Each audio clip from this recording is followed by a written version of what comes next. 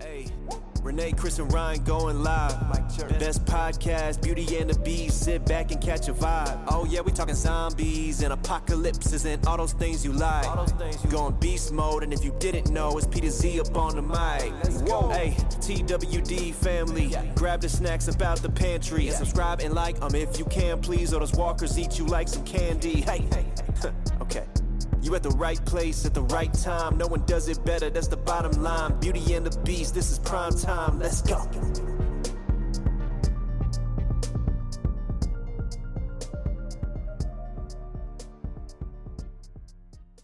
I like to listen to the music fade out. It just makes it more dramatic. The fade out always helps. It does. It helps build the suspense.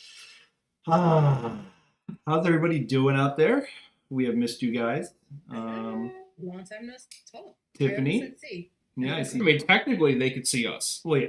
Right, and it's been a long time since I've seen you guys too. Oh, that's yeah. fair. True, Yeah, true, that's So true. yeah, long time no see, technically. Yeah, it's nice to see all the faces again. Tiff, what's up? What's going on?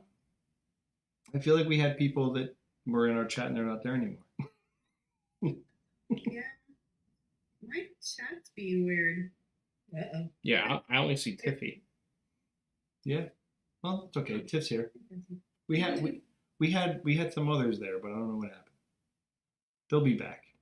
Episode 46, right? Oh, Let me see.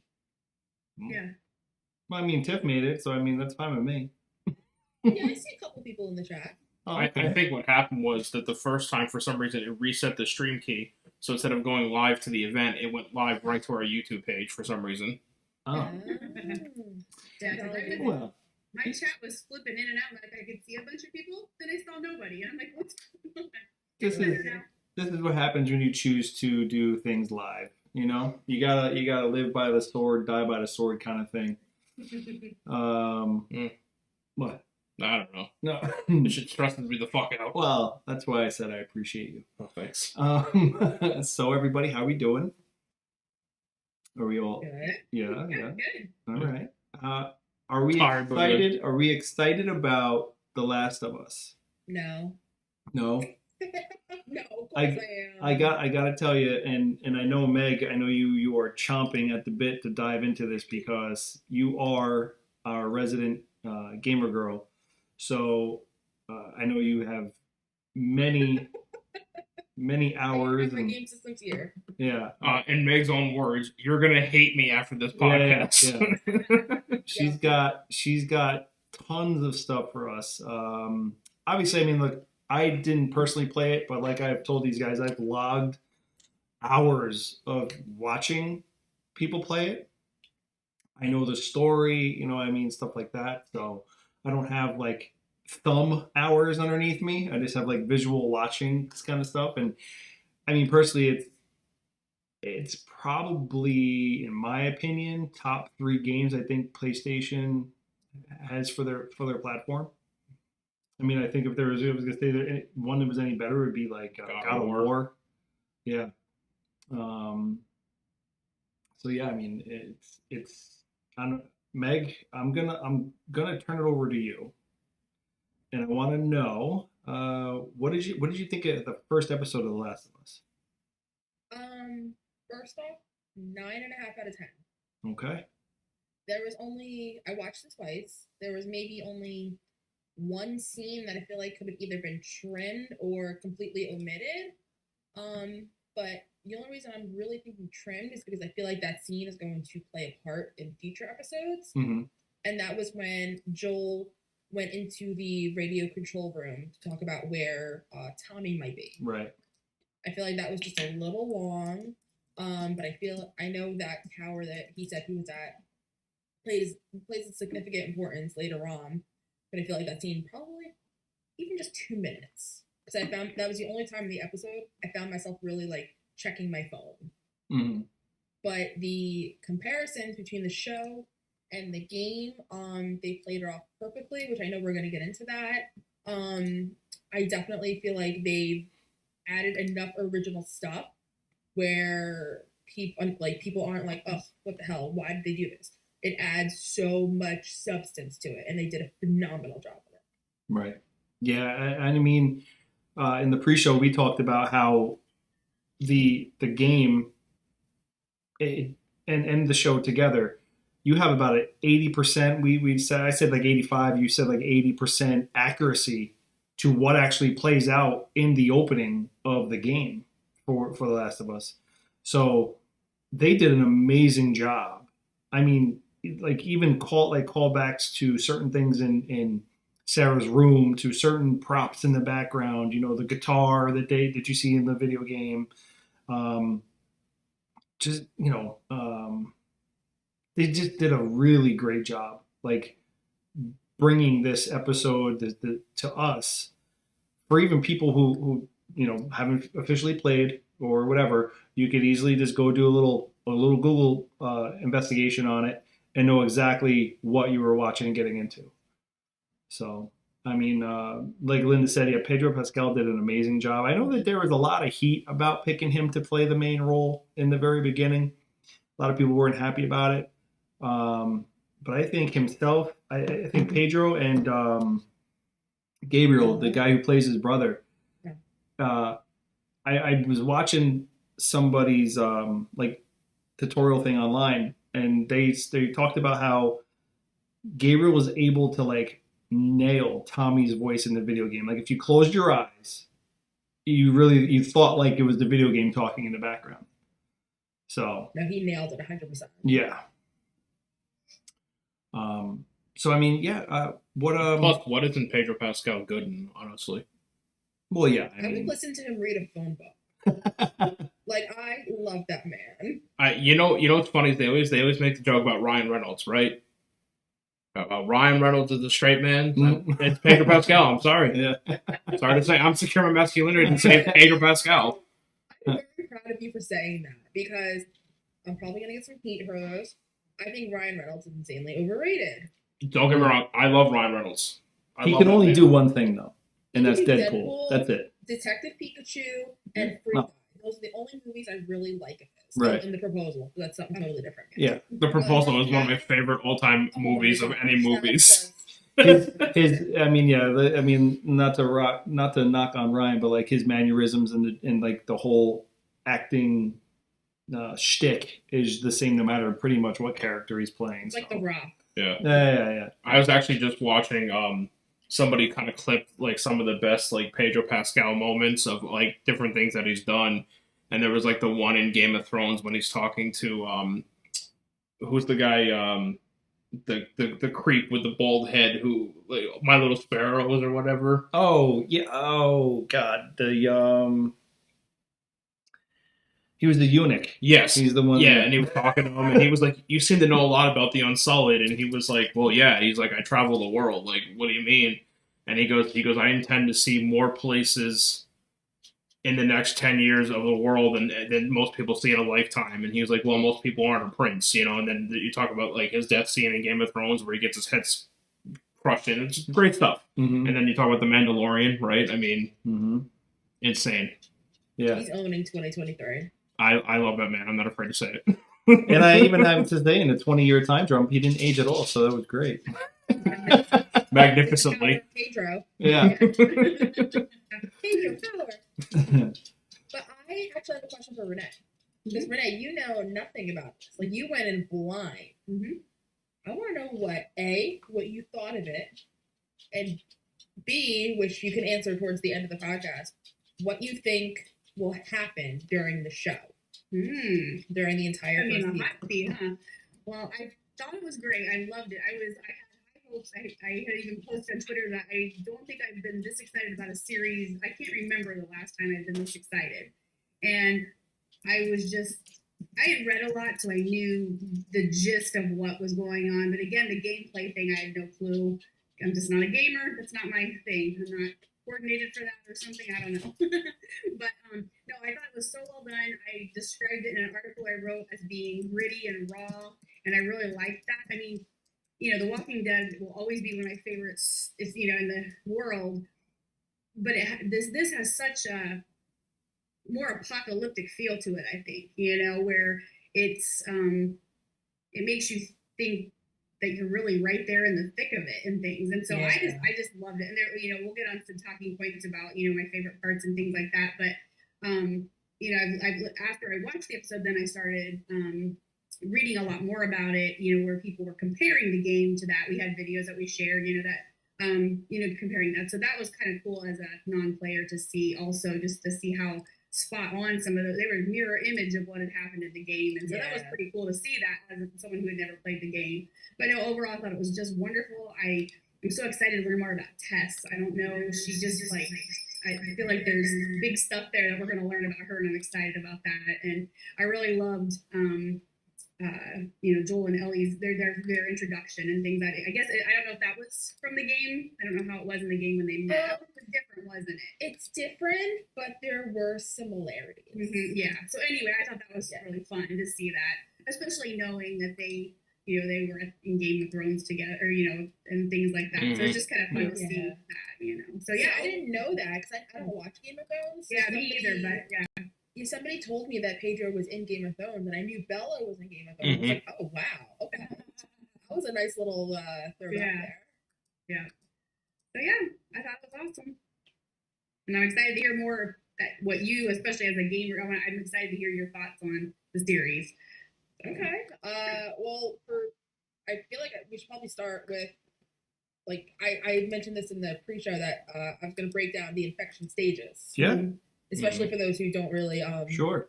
Or also somebody else is coming in brand new.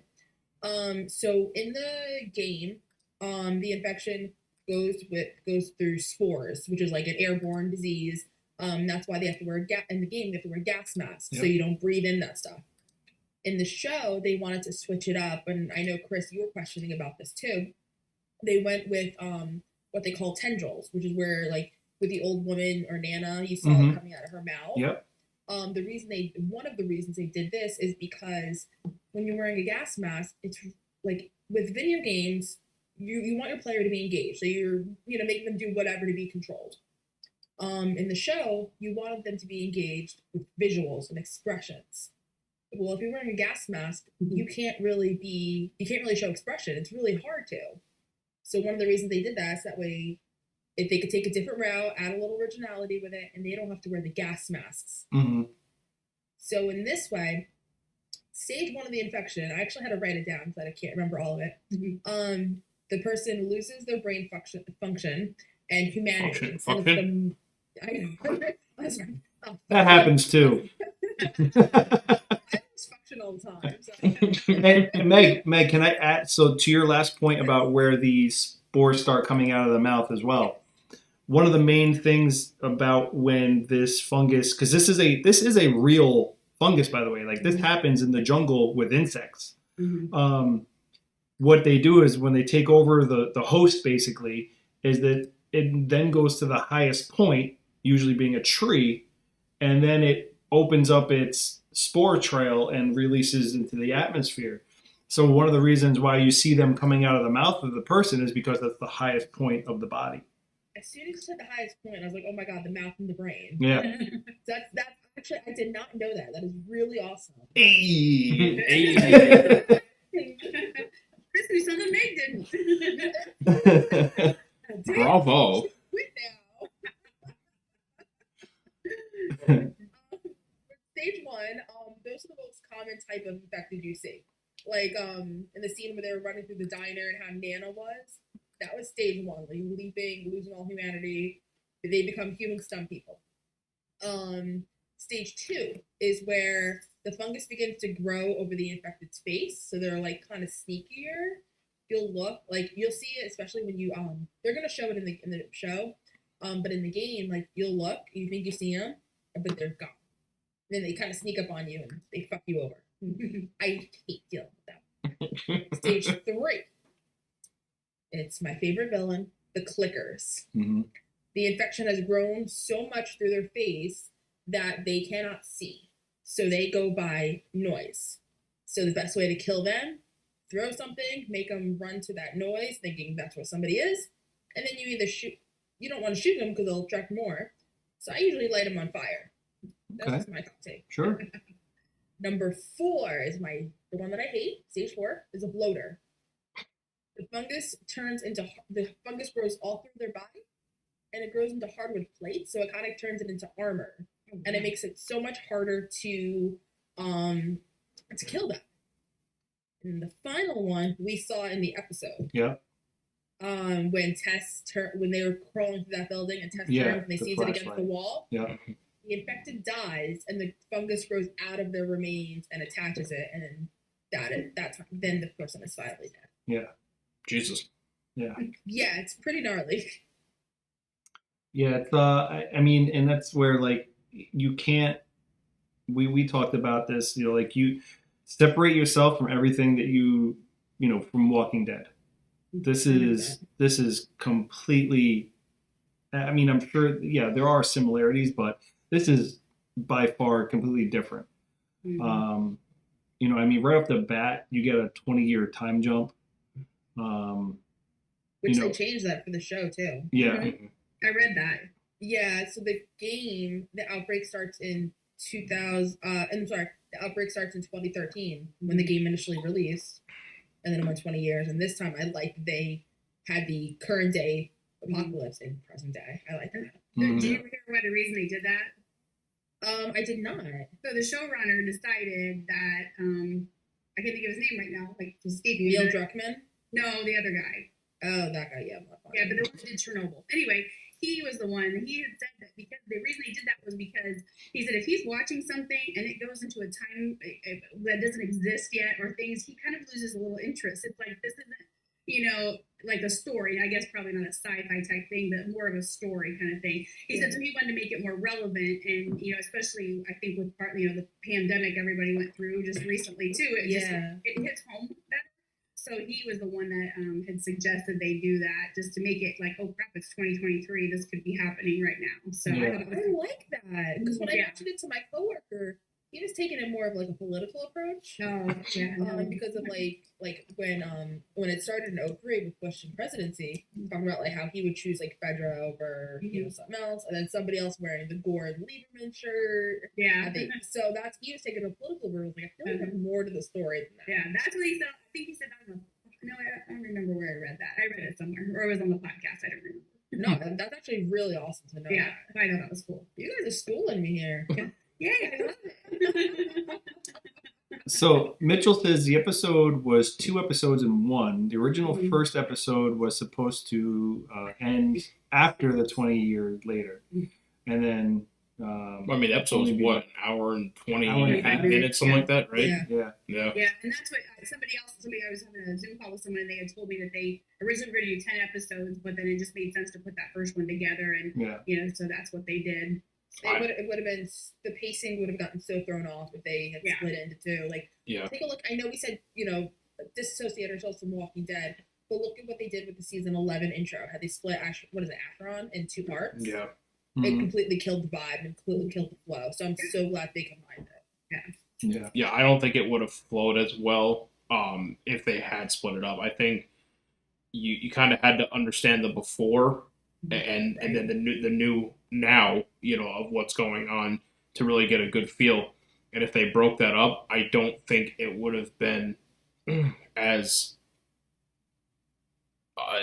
not understandable, but not as cohesive for people to kind of make the connection of what's going on, because you kind of have to assume that 90% of your audience hasn't played the video game. Correct.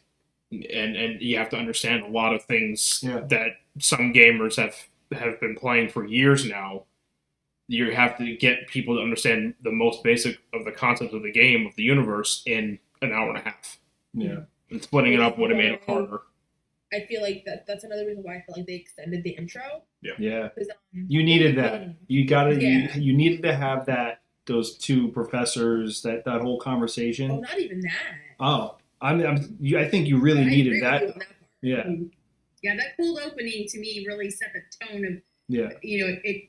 And when they use the word pandemic, then it kind of Mm-hmm. resonates with people. Like, Yeah. whoa, you know, I thought it was really cool how they Yeah. did that. And I love that cold opening. I just thought that was incredible. You know what that reminded me of?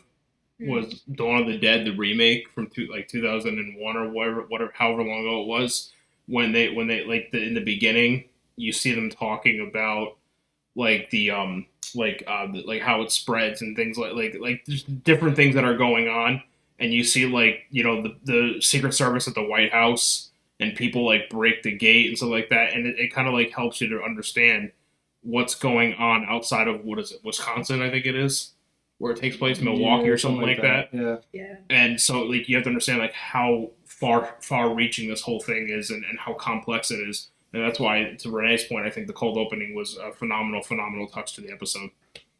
I feel like they had to do it in that moment because if they did it at any other point, it wouldn't have worked. Yeah. It would not fit. Did any of you guys did any of you guys pick up on when they first introduced a symptom in the show? Like did any of you pick up on when they first showed a symptom in the show? Like the kid at school. Mm-hmm. Mm. Yeah. Yeah, when he's sitting there, his hands twitching. His bracelet's shining. Yeah, and she's like looking at it. Yeah. I saw that and I'm like, Banana. yeah, and it's just like very just not sneaky, but just like if you're not paying attention, you're not picking up. Yeah, you're just thinking that kid's like bored or some shit. Well, just like when Sarah is his daughter's name, right? Yeah. When she's at the watch shop, if you go back and watch it, you see a fire truck, but they're being escorted by a military vehicle. Yep. Yes. There's like a blacked out military vehicle following closely behind it, and it's kind of like it's a blink and you miss it. Really, like you hear the sirens, so it's a fire truck, but that could be very easy. Oh, it's just an emergency call, or whatever. But then you see the military truck following very closely behind it, and if you look at it, you go, oh shit, like it's something more. Yeah. The other thing they made that helps make it make sense is when those scientists were talking, they did talk about specific climates and needing to be a certain temperature and all this other thing. And they do mention that the breakout starts in a very warm part of the world, and then it travels. So, they really did like a very good job of tying this story together to make it make sense. It was, just very well done.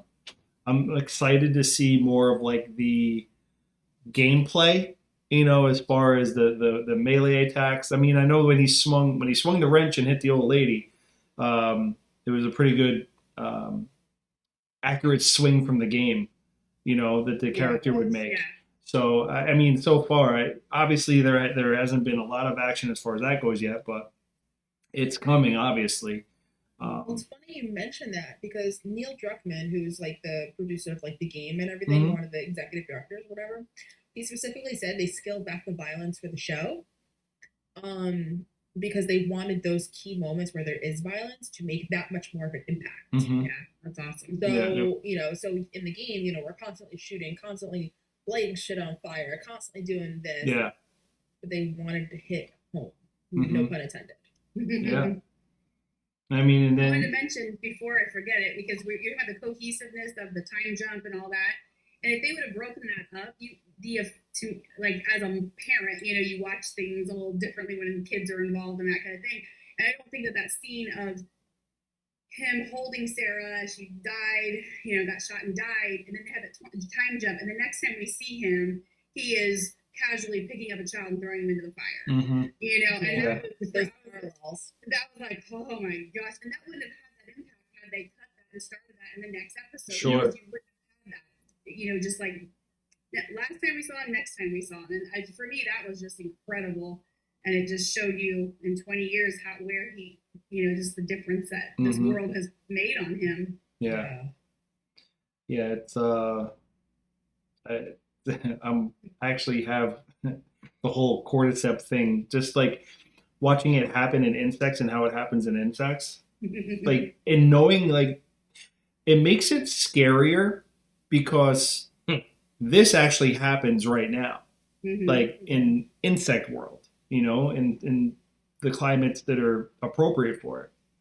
So to sit there and think that, like, all that really would need to happen is for the climate to heat up by a few degrees. But the fungus would have to evolve still. Well, yeah. It would have to evolve from insect to be able to travel and infect people. Evolution is a bitch. I'm But, just gonna say it. it's not just the temperature. Oh, yeah. It whatever it is cannot infect humans yet. Right. Yeah. But just knowing, like, that's just one of the only, like, steps that it would need to take. It's To yeah. yeah, Biological warfare is a thing. yeah, You know, that's scary. we've seen what genetically modified viruses can do. Yeah. You Yeah. know, So I hate to be the tinfoil hat guy, but here I am. Want me to go make you one? Yeah, right. foil. Yeah. Let's just wrap this hat in tinfoil. That'd be fun. Did you guys notice the Easter egg that involves food while watching? Food? Food, yes. I mean, I'm sure as you explained it, it might resonate, but I didn't really pick up on anything. So the show purposely let us know that Joel did not eat cake, did not eat biscuits, and did not eat pancakes. Okay. Now, Nana was being fed biscuits. All these foods are very common. This might be just a thing like if you had played the game, you would know it. But the virus originated from South America, carrying into humans through crops. Now, I actually have the article that was written, or the little blurb that was written, because there's no way I would have remembered it. But in their newspaper, on the day that this whole outbreak started, aka Joel's birthday, the Food and Drug Administration's investigation of crops potentially tainted with mold continues across the country. Initial lists distributed to vendors nationwide warned against crops imported from South America. But now the scope has yada, yada, yada, and their food product that basically several companies have volunteered to recall their food products from the shelves. Mm-hmm. And this also broke out in the city too, as well. They were saying like this because Grandma was taken to the city all the time, and that's how she got it and brought it home. I don't know what the comparison is between going to the city versus the food. I'm still trying to figure that out, but I feel like farmers markets or something maybe. Mm-hmm. You know what I mean? What I'm thinking because like the crops. Yeah, they would. But I'm not thinking like maybe wheat. I think maybe like wheat or flour, because those are all key ingredients for those foods that I listed. So I don't entirely know. So is that why when Sarah and Joel were getting in the truck and they saw the guy with Nana Adler, and he was like, "Oh, I've got extra biscuits or whatever," and Sarah was like, "Oh, my dad loves biscuits." I'm on Atkins. And he was like, "Oh, I'm on Atkins." Yeah. He purposely didn't eat it. Yeah. So I'm trying to figure that part out still. Maybe in 1 or 2 episodes I'll figure it out. But yeah, that'll be interesting. That was a really cool comparison. Well, I mean, I do want to say like I knew that Sarah's death was coming. I just and I had seen it play out obviously in the game. But to see it play out exactly like it played out in the game was was a major wow factor. I was, it's the first episode, and to have someone with Pedro Pascal's acting caliber that he has, and the range of emotions that he's able to accurately portray, I think that helped lend to the impact of that whole scene because he gets saved. What's the brother's name again? Tommy. So Tommy saves him, and he thinks oh shit, I just thought we were just about to get mowed down by that soldier, and now he just got saved by Tommy, and you kind of see that, he kind of takes a breath and he relaxes a little bit until he looks over and sees Sarah laying there, and he sees the blood. Yeah. And then you see the horrified look on his face, and I don't think that if it was anybody that didn't have that acting range, it may have not been portrayed as well as it was. It hurt more watching it than it did playing. Yeah. Oh yeah. Well, I think for me it was you got to see that rapport between the three of them. You could tell they were close knit. Just picking on each other all the time, little jabs they gave each other. Just to see that build and then that quickly, it was just unreal. That I mean, I knew it was coming. I did. It was not a secret that was going to happen. But it was devastating. Well, they had said, the directors had said, you needed to fall in love with her in order for that scene to have the impact that they wanted. She's basically a protagonist. Yeah. Yeah. It hit home. It definitely hit home, I think, for a lot of people. Especially she is, though, right? I didn't realize this. I'm going to butcher the name, but you know that actress, Thandie Newton? What's her daughter? Oh shit, really? I had no idea until I went on IMDb. So Yeah, who, I wait, know what it. is it again? The Sarah. Yeah, I know. Where in real life, her mom is the actor, the British actress Sandy Newton. Oh. So, Yeah. because I thought she did a really good job, so I was like, oh, I want to see what else she's been Yeah. in. And I went on IMDb, and I was like, Huh, interesting. Mhm. yeah, we got a little nepo baby. But she nailed it for those 20-something minutes she was on screen. Yeah. Yeah, it was like she wasn't there long, but man, she was impactful. Yeah, it was Yeah. awesome. Well, that was what they said they wanted. So they wanted to show who Joel really was versus who he became after losing his reason to live. Because now, he wasn't living for anyone for 20 years, and now he's going to be living for Ellie. Yeah. Back in the infection stages that you brought up, Yes. I did see that. So for any kind of bite occurring or like I guess wound occurring from like the neck up, you had a 5 to 15 minute infection rate. And then where Ellie was actually been on her arm, it's anywhere from 2 to 8 hours. Mm-hmm. And then the legs is a little bit longer than that. Like 12 to 24. Yeah, so it was interesting to see like them actually break that down. I mean, logically, it makes We're sense, not used right? to we're not used to having any kind of timeline for infection rates. So Change like instantly. Then you have like somebody else takes forever to change. Yeah. So that was a nice little timeline. yeah, I mean, if you think about it, it logically makes sense, right? Because the point of the fungus of the virus is that it infects the brain Mhm. and it controls it controls the movements and the actions of the person by using their brain and sending the signals to the rest of the body of how to act. Yeah. And if you get bit on the foot, it makes logical sense that it's going to take the longest Sure. way to work through your nervous system to get up to your brain. Mhm. I think that makes perfect sense. And I think it's very cool to see that chart that kind of laid it out, and it makes it more palatable to like understand it and much easier to understand for someone who hasn't played the games. Yeah, and to Linda's question, obviously we'll touch on this later on too, but Depeche Mode played at the end. It was an 80s song, and 80s in the book meant danger. So yeah, there I was. thought that was the perfect song choice. And the show. No, I was saying, Renee, I know you can definitely speak of this. But it's the perfect song to choose to show like what their journey's about to be like and the bond they're about to have. And showrunners said that song will come up again. So. Actually, I thought of you, Renee, when I heard this song, and I was like, "Oh, I know she's gonna say something about this." I did love that scene with Belle Ramsey, right? And she's like, "Oh, I cracked your code," and like mocking him, and he's like. Yeah. I love her sass. It's so Yeah. fun. She does such a great job. She is Ellie. Like she got so much shit when she was casted. Yeah. And I'm not gonna lie, I was not fond of it. I wanted Caitlin Dever to be chosen. But the moment I saw the trailer, I was like, okay. And the second the episode started, I was like, oh my god, Bella is Ellie.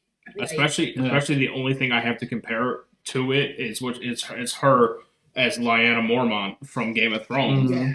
And one of the things I saw too was someone took scenes of her in Game of Thrones and scenes of her in the first episode, and there was the scene where they're talking about the White Walkers coming to Winterfell, and she's like, "Oh, we have to fight for the North," blah blah blah. And her uncle, who was like another lord, was like, "Oh, I'm not going to risk my niece or my grandniece or whatever." And she goes, "I'm not going to sit by the fire knitting while the boys go to war." She goes, "Give me a sword," and I'm like, "Yeah, let's do it." Oh my god! No, she did a phenomenal job. Yeah. And I'm like, especially the part when she was counting. Now at work, I have to do like sound checks. I have to count like that, except not say "fuck you" at the end. So now every time I do a count, that's definitely what's going to be in my head. And I make sure I do it. You. So I will do a sound check next week, so I will let you know if I fail. I'm excited to hear if you can refrain from saying that, Meg. It's going to be it's gonna be tricky. Especially because I'm gonna have high officials with me. So, So does anybody have like any ideas or theories as so that when they opened it up 20 years later and you have that little, I think it's a little boy walking through the woods. yeah, I don't know. Boy. Do we think that when they scan them, what kind of like so obviously the soldier scans the boy, it flashes red, and you could see. I knew right away when she like saw that and her expression. I was like, oh, this kid's screwed. Yeah. But like, what do you think that testing like that reader? Are there any like Infected. Well, yeah, I know it means infected, but like, what is that thing? Is it scanning for like Probably the fungus spores. spores? Yeah. I feel like it's kind of just like a high tech. Saying high tech, and there's we're in the apocalypse. Yeah. Like a new type of thermometer. Because a chemical thermometer, Okay. it'll tell us if anything above 98.6 that we have a fever. Yeah. So I feel like this is gonna do something. It does something similar. Yeah. Yeah. And then I mean, so having that play out and then lead into the scene where you have Joel, the truck being delivered and him picking up the body and throwing it into the fire, like it was just another day for him. Which I'm sure in this type of world it is just another day, as sad as that may seem. Like honestly, thinking about it, like sometimes you try to like take yourself and you put yourself in that character's shoes, like. You're getting like ration cards for this. Like this is how you get paid, to burn bodies, It's crazy. Like some of the stuff is just, you sit there and try to think like, wow, would I be able to do that? You know what I mean? Like, would I be able to like just heave bodies into a giant fire pit? It's a lot of this stuff, like it makes you think, so, but yeah, it's just that. And that it was a boy. I know we questioned that in the pre-show whether it was a boy or a girl. Now I lost his name. It's a boy, right? Yeah, it's a boy. His character's called The Boy. So Yeah. And he's played by an actor named Logan Pierce. Okay. He's just been in a couple things, but yeah, Adorable. yeah. I know, it was so sad. Yeah, it was not like I wasn't. Then to be that poor lady who just tried to comfort him, knowing he's got to go and everything, and she's like just trying to make his last moments happy. Yeah. I'm like, oh.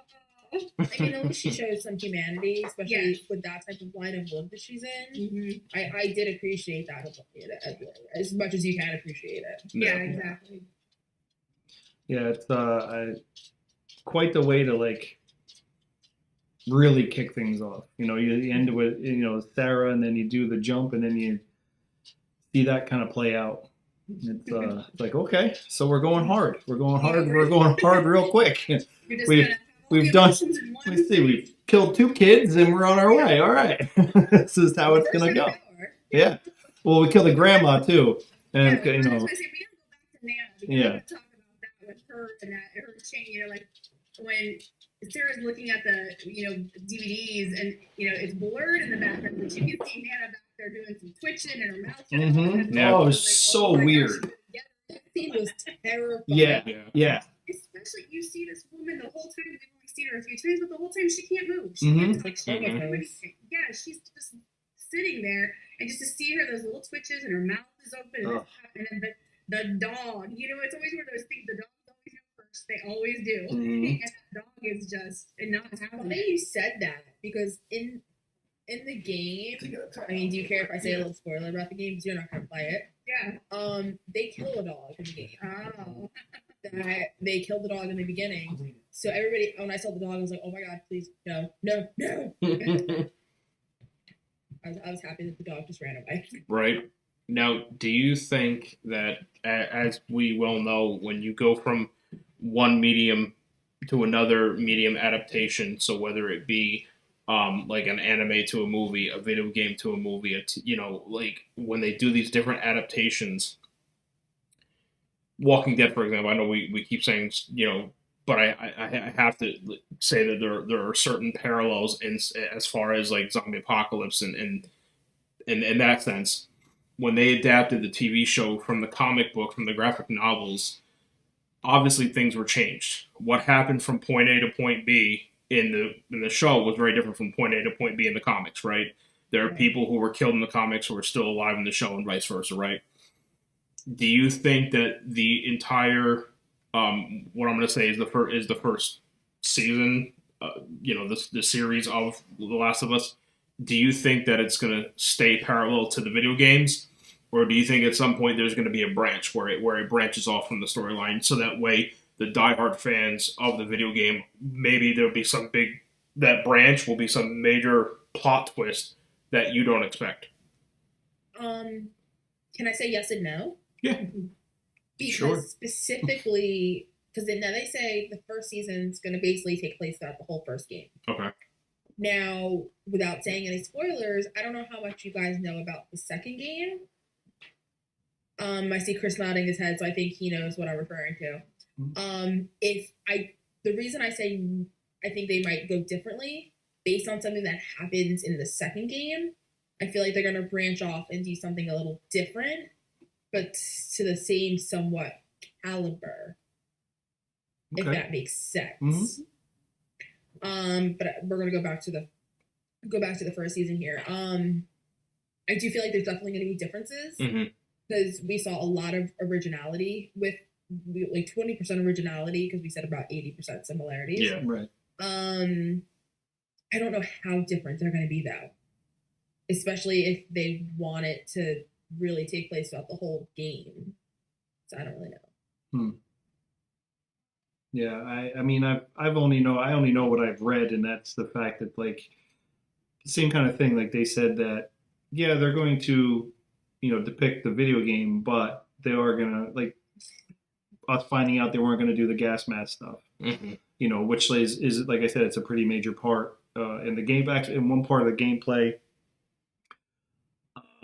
they're in an infected area. I get where they have like the spores and stuff, and I believe it's Ellie who takes her mask off for some reason. I can't remember why, but someone's in trouble in the game, and she goes, I think, to save. I think it's her friend.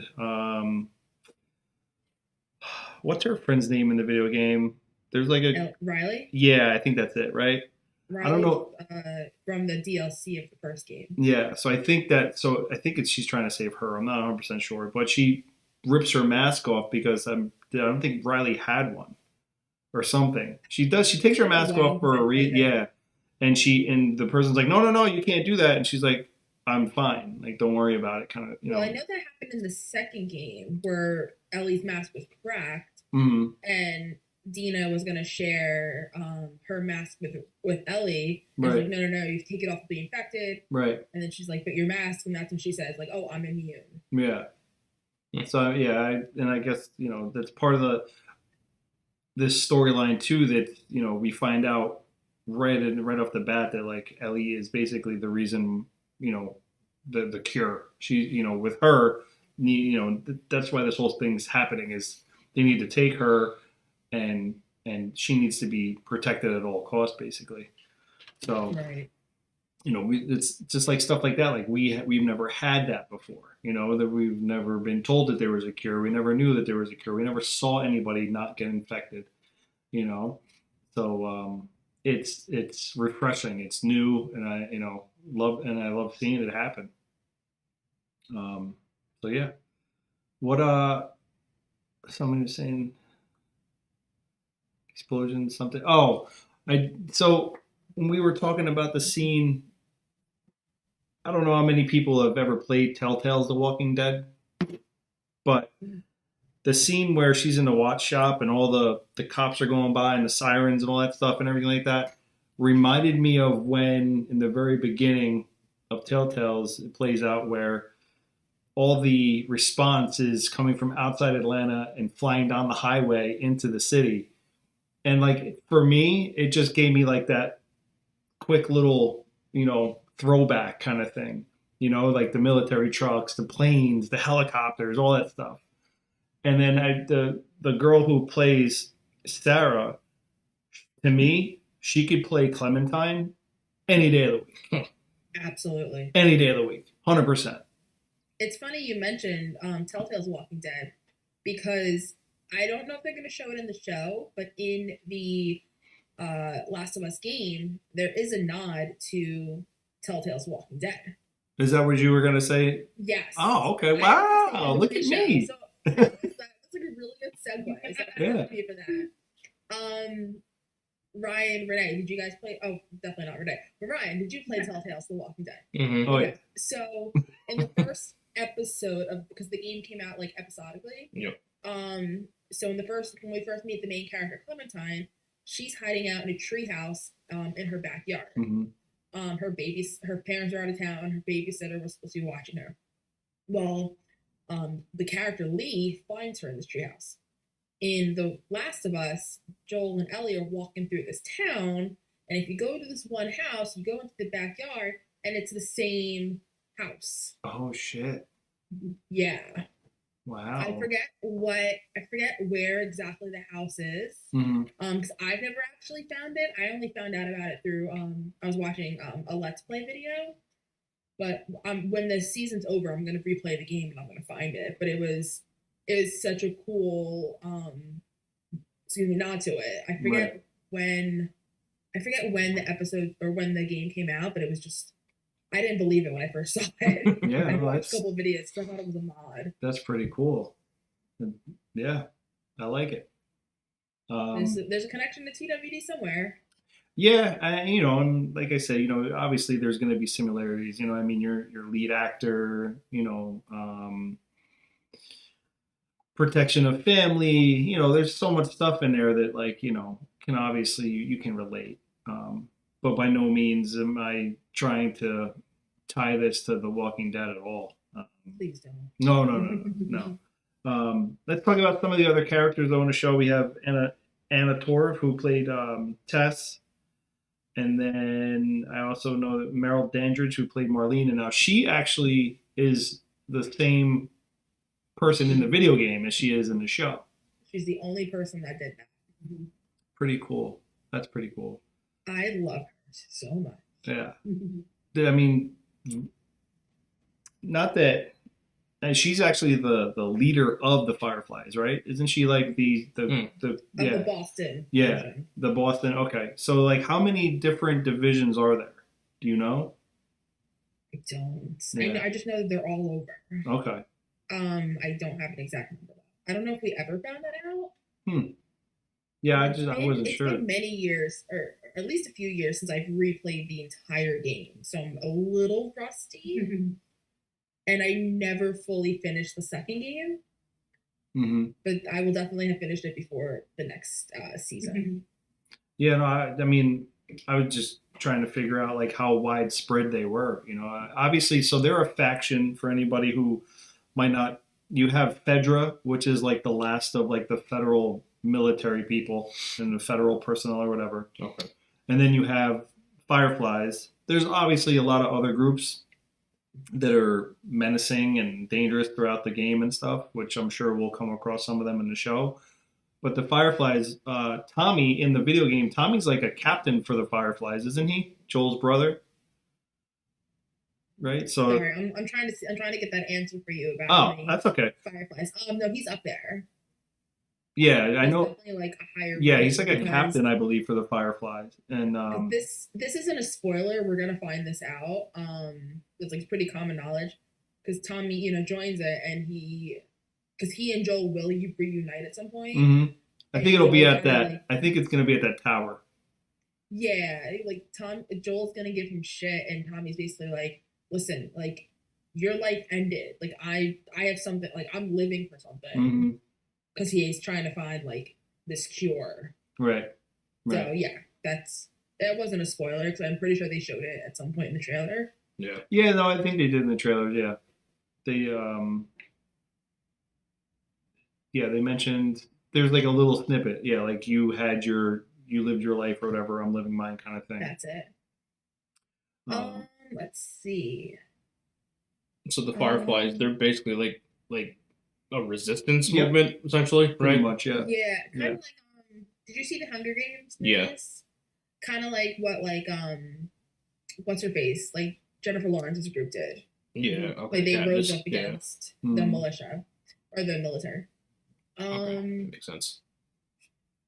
So it says like alongside the Fireflies, normal civilians from quarantine zones also occasionally rose up due to food shortages, military oppression, blah blah blah.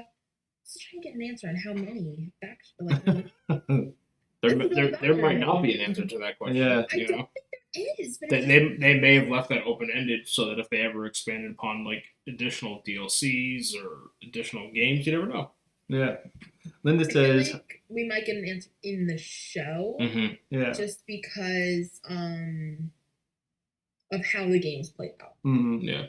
Let's just leave it at that. And it's always hard to answer a question like that because then it like I think Renee's made this point before about Walking Dead is once you put something in like in put the writing in stone, you can never take it back. Absolutely. Like you can't unring that bell. So it's like if you ever have a plans for a spinoff or DLC or for future games, but meanwhile in the first game you said that there's only 4 groups, but now it's so hard to go back on that and to explain it to a point that people will accept it.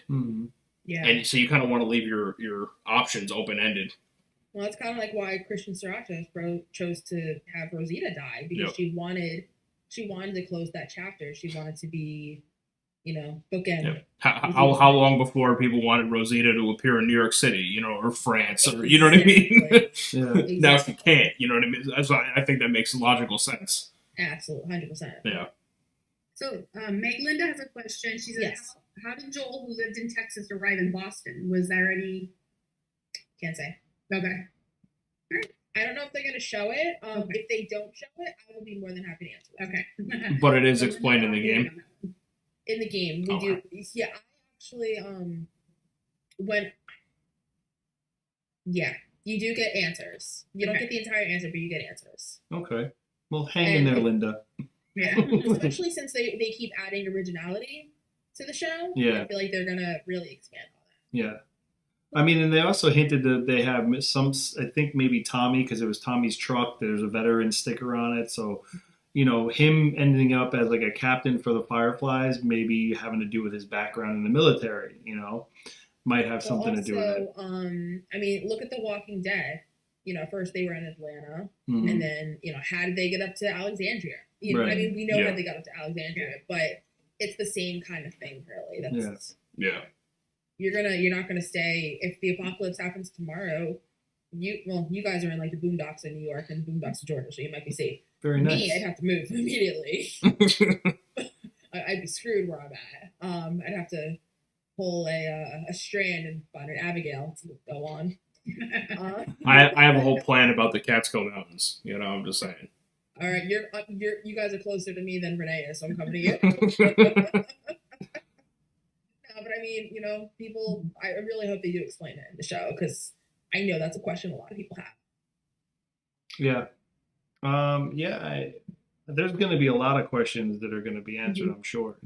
So, I think that Linda's question is a good question. I think for the general group here. Let's go one by one, and 1 out of 10 rate what we thought the episode was in our opinion. Okay. Renee, let's start with you. Meg, sorry, but you're going last. It's all right. I said it early on in the show, so it's fine. That's fair. Yeah. I'd give it a 9. I was very pleased with it. yeah. I mean, I like the fact that they stuck to the game as much as they could. So I'm gonna say like 9.5. I'll say 9.5. I'm honestly gonna say 9.5 because for me, I know the premise of the game. Never played the games. I've seen some gameplay, but not like followed the storyline gameplay. But for me, it's a refreshing, different, unique take on a genre that I had been in love with since I was watching, movies at 2:00 in the morning that I shouldn't have been watching, like Dawn of the Dead, the originals and the remakes, or all the classic zombie movies, right? Night of the Living Dead, things like that. And it's a different thing. It's always been a virus, right? It's always been this. It's always been that. But now it's a fungus, and for me, it's a very cool take on it, right? So for me, like 9.5. Yeah. 9.5. Yeah. Yeah. Yeah. They stay true to the original materials, but they expanded just enough to just give it more oomph, we'll just say. Yeah. Because if they added any more to that first episode, it would have felt so different. I agree. And just like the shot where when they leave their house all the way up through Sarah's death, I literally felt like I was replaying the game. The only big difference from that, I'm kind of going off a little tangent here, so feel free to tell me you're good. In the game, when they get into their accident, it was another vehicle hit them. Yes. So in the show, you had the airplane. So I like that because you saw they almost got into an accident. Yeah. So it kind of gave you that false sense of hope, like, oh, okay, maybe they're doing a little something different. And they did do something different, but it was the same effect. Mm-hmm. And the guy who was, the infected that was chasing them through the restaurant, the show better pay his medical bills because that dude served. Like, the way he was throwing himself over the booths of the diner, Yeah. that was like one of my favorite scenes in the entire opening. Yeah. He did a phenomenal job. That scene right there while he's trying to carry Sarah and everything, while she's injured. I mean, look, honestly, scarier than probably 98% of The Walking Dead. Yeah. Absolutely. I mean, even though we knew what was coming, well, not a lot of people didn't know, but like we knew what was coming. Scarier, I think, scarier than the entirety of Walking Dead. Yeah. and it's gonna get worse. Like that's what like people need to prepare. Like I'm pretty sure if it stays as true or whatever, it's gonna get worse because these things are completely different than any walker or anything like that. I love a good heart pounding jump scare. Yeah. I love it. I mean, you can see in one of the promos for the next episode, or some of the next episodes, where like Joel's like telling them that the clicker is like behind a glass window, and he's like literally telling them like nothing, like shh, nothing, because they're realizing that they can't see but they can hear. Well, I don't know if you noticed it, but in the last couple of seconds of the episode, we saw a clicker. Yeah. So you heard a clicker, and if you looked, it was like on the middle, about the middle of the screen towards the left, there was a clicker like walking along like the rooftop. That was your first true glimpse of the clicker, and I feel like we're gonna see them in episode 2. Mm-hmm. Yeah. Well, there's a ton of other stuff, but where this episode ends, I texted you guys after watching the show for probably the third or fourth time, but that ending, the last few ending scenes as they go through the gate and they start going through into the contaminated area and everything like that, when the camera pans up and you see the buildings and like the light, the way the lighting is. I mean, I hated that tower. Picture perfect though. Perfect to the game. I mean, 100% just picture perfect. And it gave you that. It gave you that eerie feeling. Like it gave you like that. Oh fuck feeling. Like this is what's coming. It's about to go down. Yeah, because you're right. The tower is no joke. Like the whole tower scenes and everything that happened in the game and everything. And that's one of the first levels you play too. Once you get through the contaminated area. Right. So it's oof. Yeah. I'm concerned. Once they reach, their destination, if that part is, we'll get into that when that part plays out. But I'm very scared if that part is staying true to the source material. Because something big happens. Well, I know by episode 3 we're supposed to meet Nick Offerman, who's playing Frank, I think. Bill. Is it Bill? Bill? Okay. Yeah. I know there's Bill and Frank.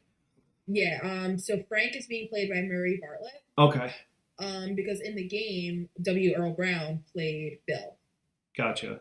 Okay. But Nick Offerman was born to play Bill. Yeah. So I'm So excited. Yeah. I mean, seeing him on the cast, just like, and he can play a lot of different characters. So, I'm excited to see like his range in this kind of, I was telling genre. Chris I had to watch 21 Jump Street and 22 Jump Street like 12 times before I realized that the fucking police captain was Nick Offerman. And it was so funny because he just looks so different than Ron Swanson, and that's who I know. I love Ron Swanson. Oh my! I literally have a shirt of Ron Swanson because that's how much I love that show and I love that man. But I was like, why does his voice sound so familiar? And I just happened to look it up on Google. I went, fuck! How did I not know that? Well, then I think what I'm scared about, I think that's going to happen next episode then. Okay. And yeah, I'm a little more scared about that. But fun fact though, you know how we said they changed to tendrils for the show? Mm-hmm. Apparently Naughty Dog was thinking of using tendrils from the very beginning of the game. Because if you forget how they found it out, but there's still some voice lines in the files of the game where they talk about tendrils. One of them was Joel and Tess are explaining to Ellie what they are, saying the smallest touch and they'll snap back like a whip and it can break your arm. Really? So yeah, so I feel like they were dabbling with it during development, eventually deciding to go for the spores, but I think that was a better idea because I feel like that added a bit more scary factor. Yeah. I mean, yeah, watching those. Airborne. Yeah, well, watching those things come out of Grandma's mouth too is. Yeah, I thought it was hair when I first saw it. Yeah, well, that's me too. And I'm like, as she pulls her head, I'm like, oh, she got a whole mouthful of hair. You nasty. Damn, you nasty. Cat got your tongue. And then I was like, oh shit, that's the spores like coming out of her mouth. Yeah. After Tommy ran over Mr. and Mrs. Whatever Adler. Yeah. And then the neighbor. Attacks, and then they attack the neighbor. Yeah. That reminded me of Fear the Walking Dead season 1. Oh yeah. When that elderly couple. Yes. When I remember Alicia walking through her garden or whatever. Yeah. Yeah, it reminded me so much of that. Yeah. Wow. Yeah. I mean, look, I always, when I was a younger kid. Okay, when I was like I don't know, where Sarah was probably like, what were we thinking, like 15, 14, 15, 12? Okay. Yeah. So like being at that age, there is absolutely no way in hell that I'm gonna take the neighbor's dog, walk it to the neighbor's house, have the dog flip a shit and run away. At 2 o'clock in the morning. And then proceed into the open door of the neighbor's. Like, no. No, you don't. Like, it would have never happened. Like, dog, you can come with me and chill at my house. You know, like, no. It just wouldn't happen. You know, stuff like that always happens, right? So, like, I always go back to it because it's, like, probably my all-time favorite zombie movie media ever is Dawn of the Dead, the remake. I could watch that movie 16 million times. I never get tired of it. But you have the scene, and I can't remember the actor who played her husband. But all I know is he was on Stargate. And he sees the neighbor's daughter in the doorway, and he wakes up and he's like, what? And he gets up and sees her face is all fucked up, and he's like, oh my god, and he runs to her and she bites his neck, and I'm like, no, motherfucker, I'd punt her the shit out of my bedroom and lock the fucking door. Goodbye, bitch. Yeah. Bye, call 911. Good luck to you. Because fuck that. But same kind of thing with like Zombieland in the very beginning, you know, when the chick's like all, he's and he's like, you know, he's like crying on her shoulder and shit. Yeah. It's like, come on, no. Ends up beating her head in with a toilet seat cover. You know, I do love the fact that they fucking hits her a second time, double tap. Yeah. So there's actually a nod to the second game in the very first episode. The movie that Sarah takes from the neighbor's house. Yes. What was the title of that movie? I tried like something in Viper. Yeah. And Viper 2. That they made 4 of them though. Yeah. They mentioned it in the second game. Yeah, they have like a whole dialogue, right? Like is it Ellie and someone else? Ellie and Dina. Yeah, they have like a whole dialogue about the game, the movie. That's Don't worry about meeting Dina season 1. You won't meet her season 1. She's in the second game. Yeah. But yeah, as soon as I saw the cover of that, I was like, oh my god, like, no, they did not just do that. Now, in the first game, they didn't introduce horses or anything like that, right? Was that primarily second game? where they have the There were horses? in the first game. Is there horses in the first game? Yeah. Okay, Not I couldn't remember a that lot, or but not. I remember horses. Yeah, I know because I know the horses play a bigger part in the second game. So Yeah. There was I don't know if you guys picked up on this. Oh no, you wouldn't have picked up on it. No, if I say it, it's gonna be like a spoiler. I wouldn't worry about it. Yeah, no, I know. I don't want to say. We'll come back to it. Make a note. It has to do with Ellie Switchblade. Oh, okay. All I right. looked up the movie was titled Curtis and Viper 2. Hmm. Yes. Curtis and Viper. The two and the Viper, but I couldn't remember the Viper. I just know that the younger one, which is Viper, is the ninja guy. He's like Yeah. some kind of ninja. I don't know. I just know that from listening to the dialogue in the game. You know, I have optimism because if this is done correctly and it is done well, which the first episode seemed to think that it, lends to the fact that it will be done well. As we know, some video game adaptations into a TV or movie medium is not always done well. Mario Bros. Yeah, that classic example. Mario A Brothers. more modern one is Halo. Halo, yeah. I am a die-hard Halo fan. Yeah. I have been since the original Xbox and Halo Combat Evolved. And then you look at the monstrosity that Paramount Plus brought out, and I could not even stomach a full episode. Was it a TV show or is it like It's a cartoon? it's a live action TV show on Paramount. And what pisses me off beyond all belief is there is a wonderful web series called Halo Forward Unto Dawn that takes place, I believe, before Halo 1, because it's the onset of the Covenant War with the UNSC. And Halo Forward Unto Dawn is basically covers a main character of the Halo franchise besides like the Master Chief. Mm-hmm. And it's somebody that is like a longtime friend of the Master Chief, and it sets up that friendship. It was done so fucking well. But then Paramount Plus got their fucking grubby little fingers on it and destroyed something that I loved. And I take it very personally. Yeah. So I'm like, can we just get HBO the rights to Halo? Please, for the love of God, Microsoft, just do it. Well, it's funny you said that because I was very concerned about The Last of Us because apart from Neil Druckmann, the guys responsible for Uncharted movie. With Mark Wahlberg and Tom Holland. Uncharted is my favorite game series of all time. I have an Uncharted tattoo. I literally just got a delivery today of an Uncharted poster signed by four of the main people from the game. Like, I fucking love Uncharted. So that movie, it hurt my soul. I took that personally. So hearing that they were involved in The Last of Us, I was very nervous. But I'm so glad they didn't fuck it up. Yeah. Even though we're only one episode in. And I think one of the primary reasons why it's going so well too is they have the guy who's the developer of the video game from Naughty Dog. So I mean, like, I think that has a lot to do with it too. Like, anytime you try to get source material, but you're not using the source material, like the actual foundation of the source material, I think that's where things get real mucky and lost. Well, that's like Halo. I hate to go back to it, but again, probably my all-time favorite game series, and it was done so poorly by Paramount.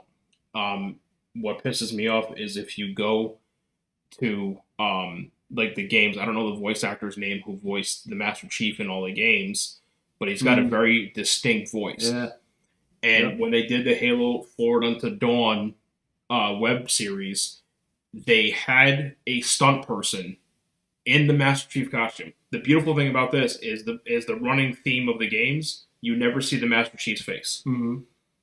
He always, when he takes his helmet off, it goes off screen. Right. Yeah. And so what that allowed them to do in Halo 4 Unto Dawn was they used the voice actor to do the voices.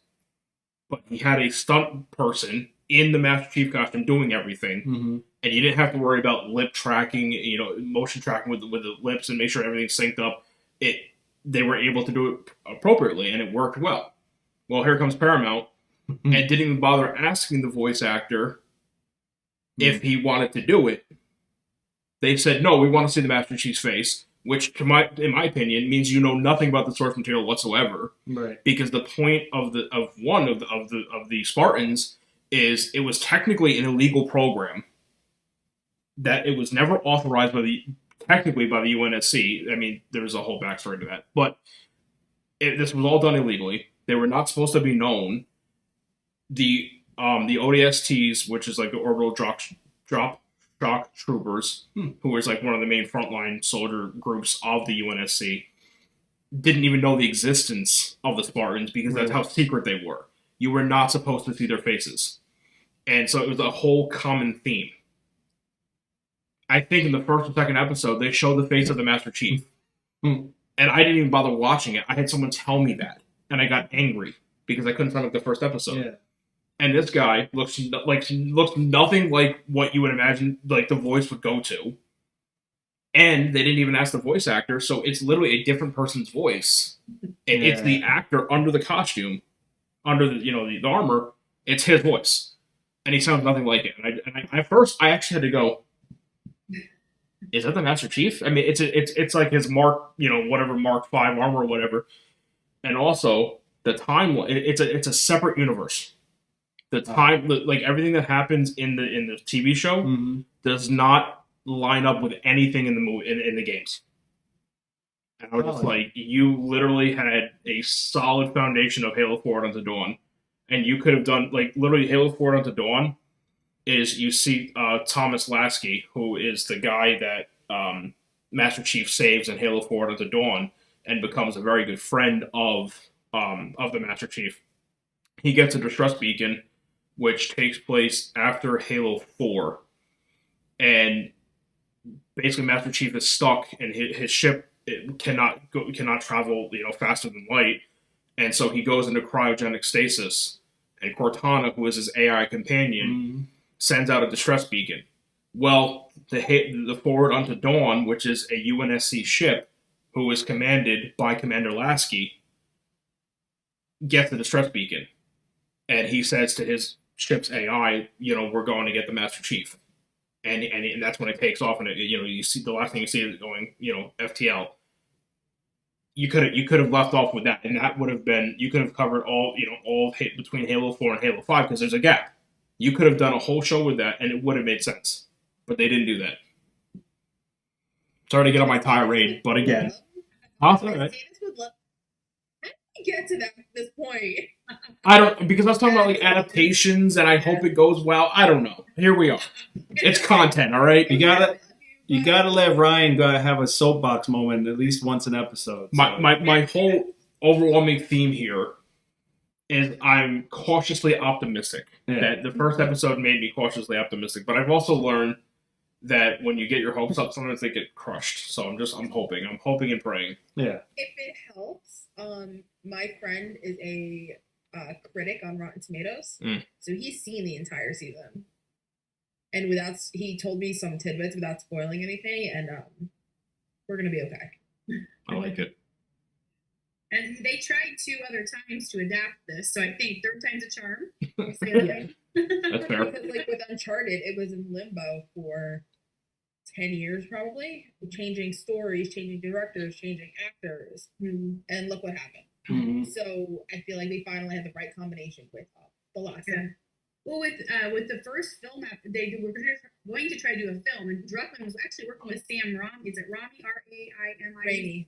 Sam Raimi.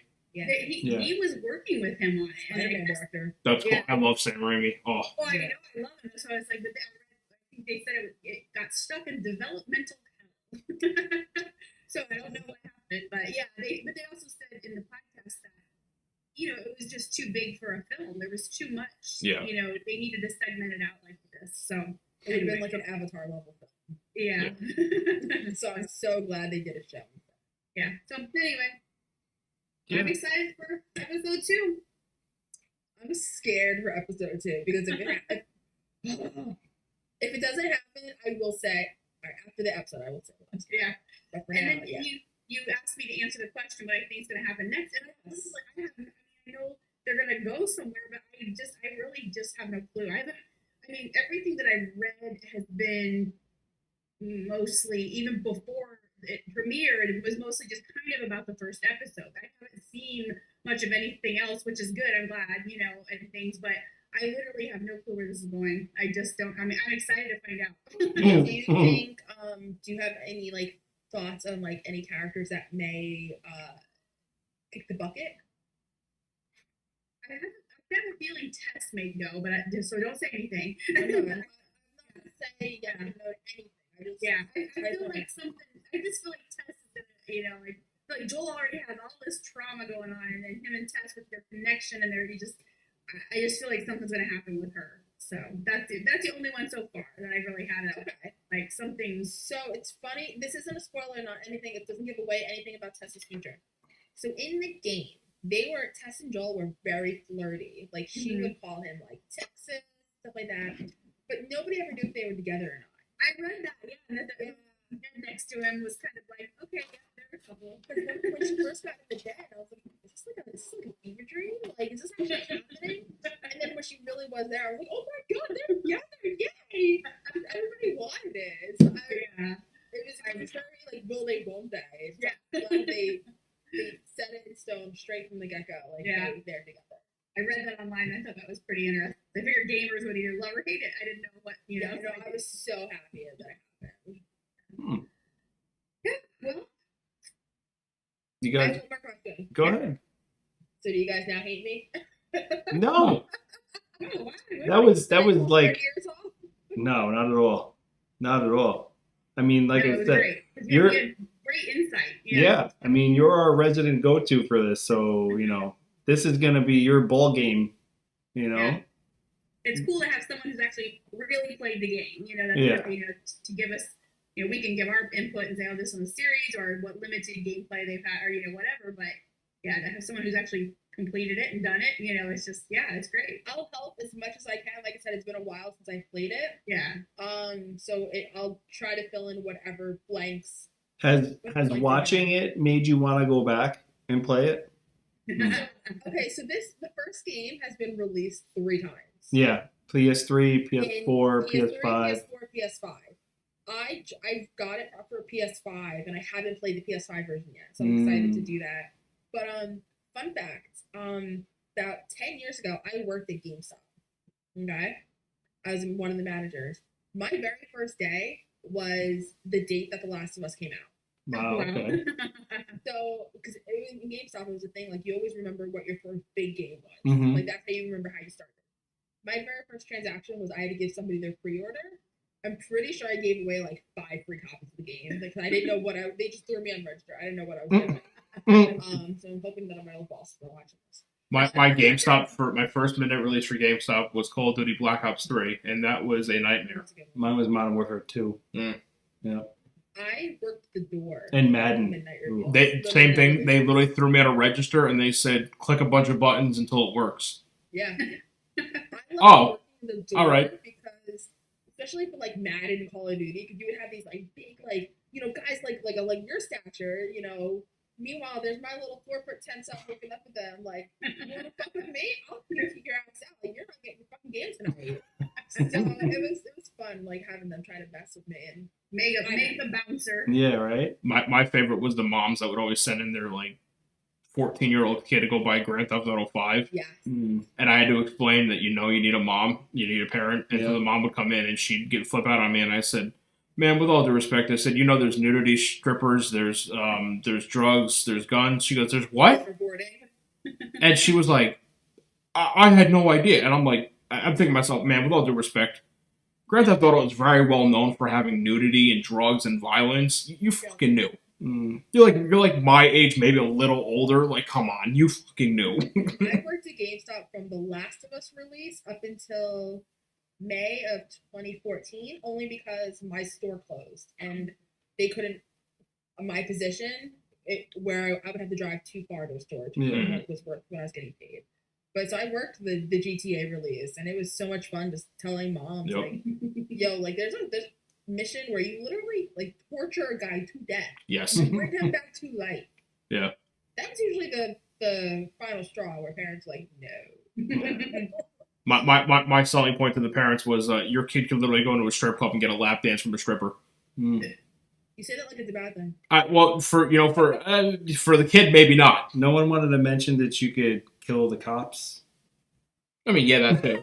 you can murder the police force and have a 5-star, warning chase coming after you with This helicopters. podcast went so far off the rails. Listen, you have gamers involved in here. Yeah, that's fair. I'm just sitting here. Just I have no any kind of reference for that. play Sleeping Dogs. You play as an undercover cop in the Triad. Oh, okay. So you really get That's the that's like Japan, right? Triad? Is that Japan? Hong Kong. Okay.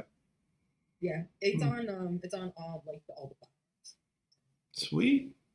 Well, there you go, people. If you want to try out some new games, or if you want to revisit some old ones. All the suggestions. Yeah. Meg will post her top 10 on Instagram. No. Meg will post her top 10 on Instagram. Not my top 10, just 10 of my favorites. All right, fine. Is it too hard to have 10 favorites? Top 10? Okay, fine. So 10 of her favorites in no specific order. Every parent has a favorite child. We know it. Yeah. It's not going to be labeled 1 through 10. It's just going to be like little bubble pop-ups on the page. Yeah. I actually have a lot of video game posts coming up, but not on the account you think it is. I actually have a separate video game account, which I know you guys will find a way to tag it in somewhere in the video because I don't feel like saying it right now because nobody will know how to spell it. But I have a lot of Last of Us content coming up. Cool. Very nice. So even though we talked about it here, I plan on doing a whole full-fledged review. And then we'll just take it and we'll share it on the Beauty and the Beast page and we'll have fun with it. Yeah. Actually, one of the things that I have planned for my video game stream, I'm very excited to do, is they just released a new Call of Duty Modern Warfare 2. Yep. I finished the campaign yesterday, actually, on just a regular difficulty because I wanted to just experience how different the campaign missions were compared to the original Modern Warfare 2. Mm-hmm. And there was a lot of the base source material, but it was different spins on it, and it was very well done. My next thing I'm going to do is hopefully next week I'm going to be streaming doing the entire campaign on the hardest difficulty possible. Oof. And I'm so excited to do it. Is that hardened? Yeah, Hardened, I think it is. I think it is. Hardened, or yeah. veteran. Veteran, maybe. Veteran or hardened. Yeah, and so I did that for Modern Warfare 1 and 2, and actually 3, and I completed them. So I was like, you know what, I'm gonna go back to do it. I did it back when they were on the 360, and now I'm gonna do it for Modern Warfare 2. Oh, God. Well, I'm going to better that. I'm actually going to plug my Xbox in and let it download for about a Whoa! week. All right? Whoa! Yeah. You have your Xbox back? Yeah. I just have to plug it in and let it do massive updates for probably the next 72 hours. Probably. Yeah. So, yeah. We'll see how that goes. See how much time I can actually put it in front of a screen with my I'm going thumb. to call that right now. Yeah, I want to try. Let's go for 2 hours a month. That's big of you. That's big of me. All right, everybody. Well, we're gonna wrap this up and say goodnight. We will be back next week with more of The Last of Us on Beauty and the Beast, featuring Meg the Geek as our resident video gamer girl, giving you guys all the inside scoop, and the rest of us will just try to do our best analyzing the show. And per her words, you'll hate her after this podcast. That's going to be my new slogan. We hope you guys have a great week. Yep. Stay safe.